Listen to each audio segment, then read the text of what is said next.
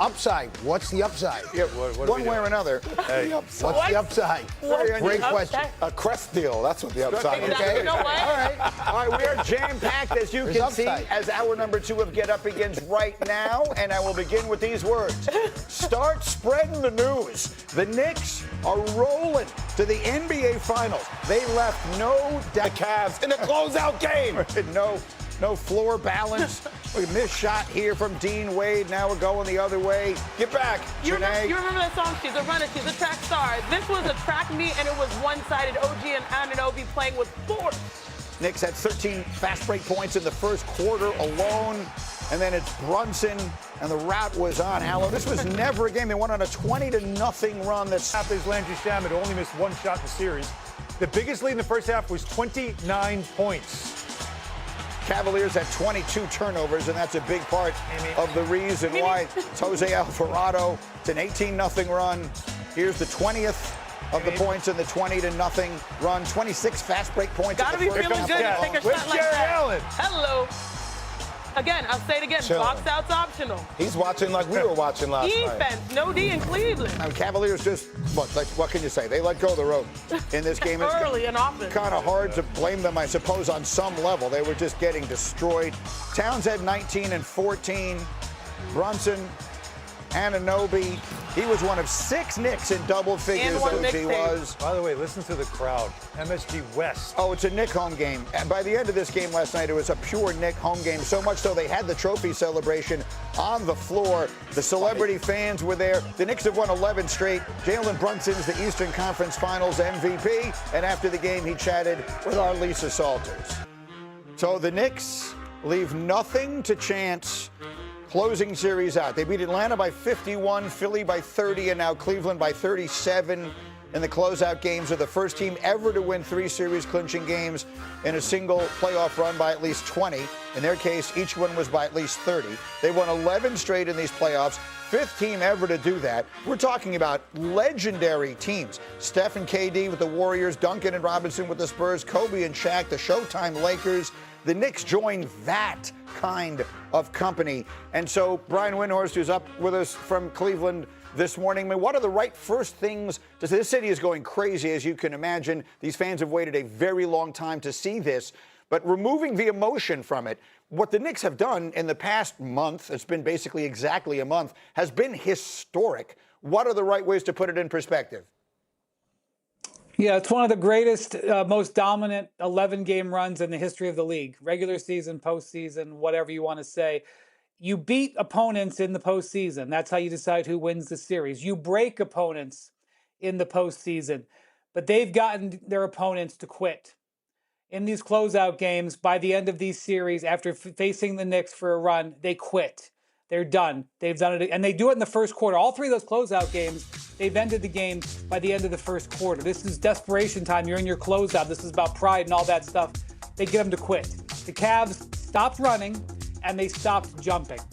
There's no other way to define quitting, and that happened because the Knicks were so much more dominant than them.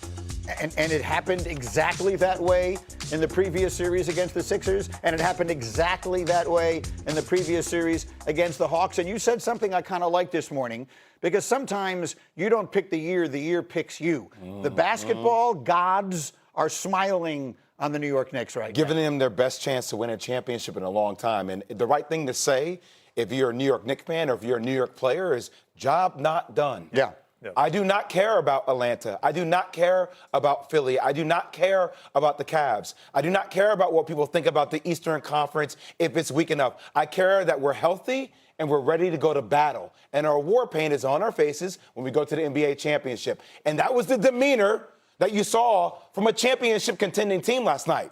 Everybody else wants to party. Look at the faces of Jalen Brunson or look at Karl Anthony Towns. This team is on a mission. And I think it's all fair to say, guys, if the Spurs and OKC it's going to game 6 regardless. If it goes to a game 7, if they can be healthy, have their legs ready, they'll have their best chance to win a championship. When you think about New York, for so many years, 50 plus, there have been doubts. So far through 14 games, they have delivered emphatically. And I know everyone here has trust issues because anytime you feel like there's hope, it feels like the floor is ripped out. This is the year where you're seeing their play back up their ambition. And it's not just the schematics and just the superstars that they have. It's more so the commitment to win. To win at this level, game plans, you know what happened to them? Sorry, Greeny, let me Rip them up. Yeah. They're ripped. I needed that. It's how bad. Oh, my bad. We'll get it. Hemo, throw us another box score. That was my box. Game plans go out the window. It's a how bad do you want it? Well, and I'll just say this. Yeah. I was at the Ronda Rousey, Gina Carano fight. And what did Ronda do? She ran out there and she hit him with a quick arm bar and forced submission. That's what you have to do, especially knowing that this year, all year long, we have been talking about the league goes by the West. Well, so take me to the actual, because give me some analytics here. Not analytics. Give me some analysis here, okay? Yeah. I'm hosting round 1 of the NFL draft on Thursday night, April 23rd in Pittsburgh. And my Knicks group chat is exploding with the Knicks lose a 1-point game in Atlanta. They go down 2-1. Mikal Bridges sucks, and we got to change everything, and the Knicks are going to lose, and they're giving me a heart attack and all of that. From that point forward, they've been, this is not an exaggeration, this is not hyperbole, they've been the best team in NBA history. Over the 11-game stretch that has ensued from that moment, they have played better than any team has ever played in any 11 games in the entire history of the NBA. You don't just do that by diving on loose balls. No. How have they done it? By reconfiguring their value system. And I know you can speak to this as well. Understanding that Jalen Brunson is the closer. He also will get you started, but really at the end of the game, he will deliver. Karl Anthony Towns is capable of more. We thought that, hey, this was a guy that knocked down threes. He will get to the post. We were having crisis management conversations because he did not get enough touches. Finally, they trusted in him and listened to him, and he's backed it up. He has had 2 triple-doubles in this postseason. Small tweaks on the fringes. They have trusted their guys. Mikal Bridges, despite going through droughts in the season, we need you to knock down that open corner 3. He's done it. They brought in energy boosters. They finally got the help off the bench. It all starts with trusting and also doing things a little bit differently, and I know you can speak to that. Well, I watched them, again, every single game, very, very closely, and watching what they've done over this 11-game stretch, it reminds me of The Matrix. When Neo finally started seeing the ones and the zeros. I'm the one. And that's what it looks like. I mean, they're just making passes like it's all connected all at one time. But what is that matrix? Together. What is that matrix? It's team basketball, which is what's celebrated in this town more than ever, because the teams that did win championships, think about it. It's a great, Bill Bradley said this about those teams back then. We didn't have the best players in the league on our team. We had the best team. And the Knicks for years chased stars, always trying to get LeBron James, always trying to get Kevin Durant. Give me the biggest name I can get, put him on the stage. And instead they built this team with a second-round pick that nobody really knew much about in Jalen Brunson. They built it that way, became a team. But it took time to get there. That's the most important part. And I think that's what's as admirable about this team as anything. But it's funny because The Matrix came out, by the way, in 1999. Can I ask you guys a quick question? Last time the Knicks were in the finals. Are expectations now to win the whole thing?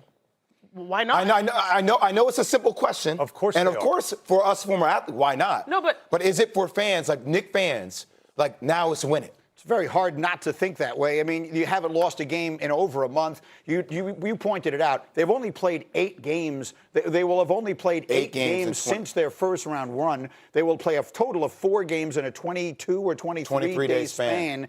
So their advantage in rest will be almost unprecedented, if not completely unprecedented. What We're going to team have to is look up fully a lot of healthy stuff. going into the final? Fully healthy. The teams they're playing against are going to beat the heck out of each other. OKC has not looked invulnerable or impossible to beat. Candidly, Indiana took them 7 games last year. The Knicks right now look better than the Pacers looked last year. Wembanyama might just be an alien, so that might be the end of that conversation. But outside of that, I think the answer to the question, Wendy, is yes. I think it is reasonable. I'm not sitting here guaranteeing anything, but I think it is very reasonable to go from to transition from whoever wins the West is overwhelmingly the favorite, and that's the end of the discussion, to, oh no, the Knicks absolutely can beat whoever it is they play in the final. Yeah, they are probably going to be underdogs, and maybe they will be mild underdogs, and maybe they will be a little bit more depending on various things. But do not fall for that. This is a powerhouse team that is playing at its max potential. This is what what you always want as a fan. You want your team to play to their max potential. And the biggest thing I've seen from this team when I saw them at midseason and I see them now is the changing of the offense has engaged them. By putting Karl Towns and giving the ball to him and telling OG Anunoby and Mikal Bridges, you don't have to just stand in the corner. We're going to actually involve you. You get to move off the ball. You get to get the ball and put the ball on the court. And then guess what? They're already good defensive players, but when they get the ball on offense, they go blasting to the other end because they're so excited to go play that style of basketball. And I asked the Knicks coach this. Well, how come, if this was just the perfect way to do it and it worked, how come it took so long? How come it didn't happen until the playoffs? And he was like, I don't know. But it did happen, and that's all that matters. Yeah, Mike Brown said we stumbled upon this, which is amazing to stumble upon something like this in the playoffs, but better late than never. That's most certainly true. So on they go to the NBA Finals. We will have much more on them in the NBA as we go, but we're also heading